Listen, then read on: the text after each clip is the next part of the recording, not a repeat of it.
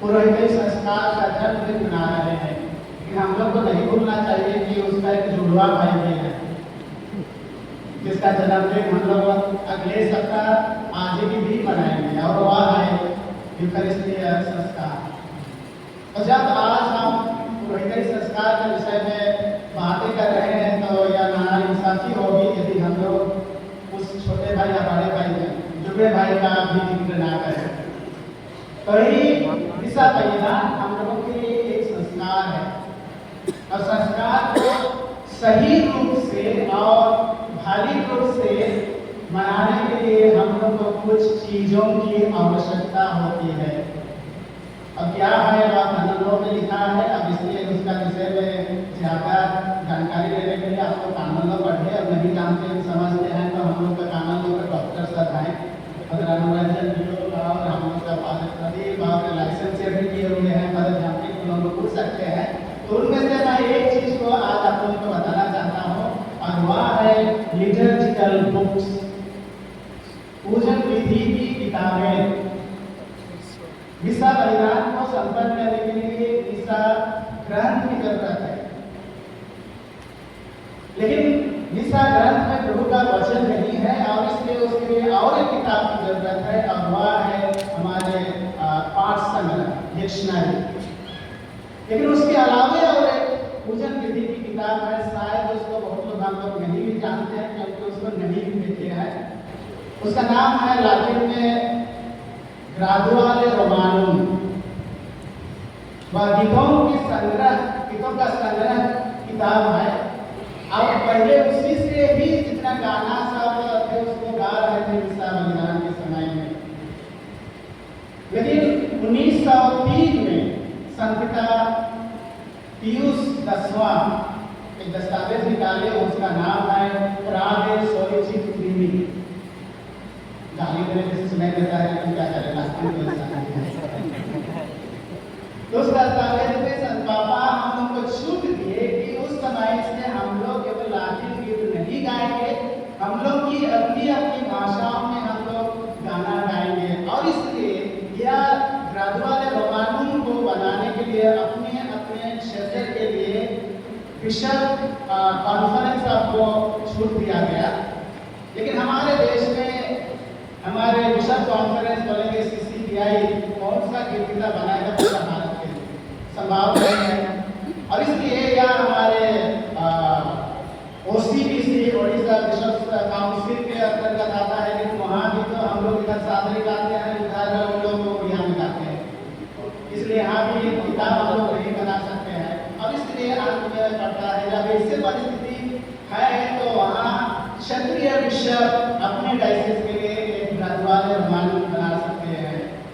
लेकिन हमारे डायसिस में अभी तक हम लोग इसको कर नहीं पाए थे, और जब हम लोग 2 साल पहले पुरोहितों का पूजन विधि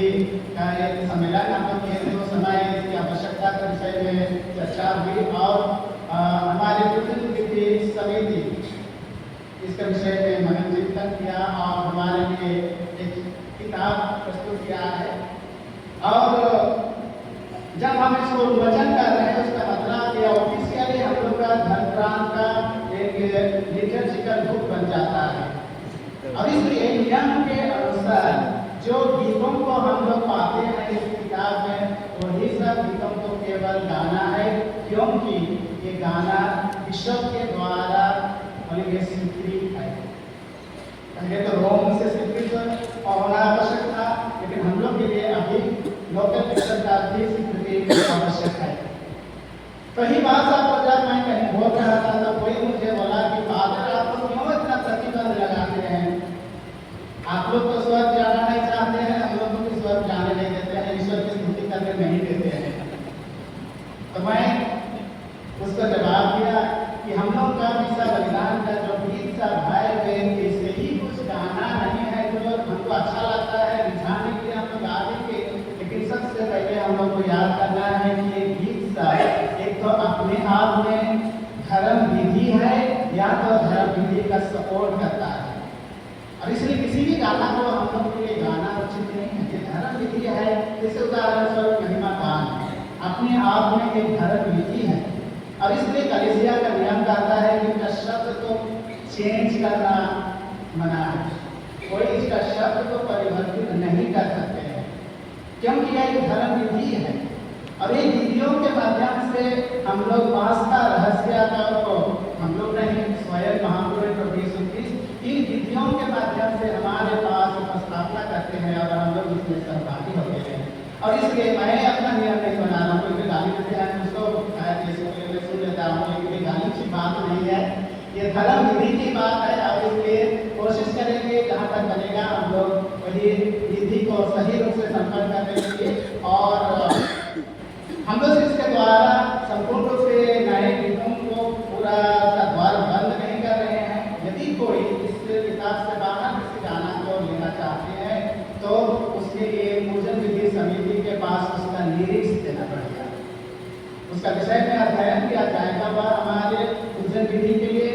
अच्छा है या नहीं है, उपयुक्त है या नहीं, उसको स्टडी करने के बाद निश्चित रूप से पूजन विधि समिति उसको आप लोगों को जाने के लिए अलाउ करेंगे या तो मना करेंगे। तो उसके विषय में बात समिति उसके विषय में फैसला करेंगे, बाद में हमारे बिशप उसको स्वीकृति देंगे। तो आज मैं बड़े खुशी के साथ इस किताब को यहाँ लाया हूँ ताकि हम लोग उसका विमोचन करें और इस धर्म विधि में हम लोग अपने किताब सहायता करें। मैं आशा करता हूँ, तो ज़्यादा नहीं बोलकर मैं अभी हमारे बिशप स्वामी को यहाँ निमंत्रण करता हूँ कि वे आकर इस किताब को विमोचन करें, और यदि एक दो शब्द कहना चाहते हैं तो मैं उसको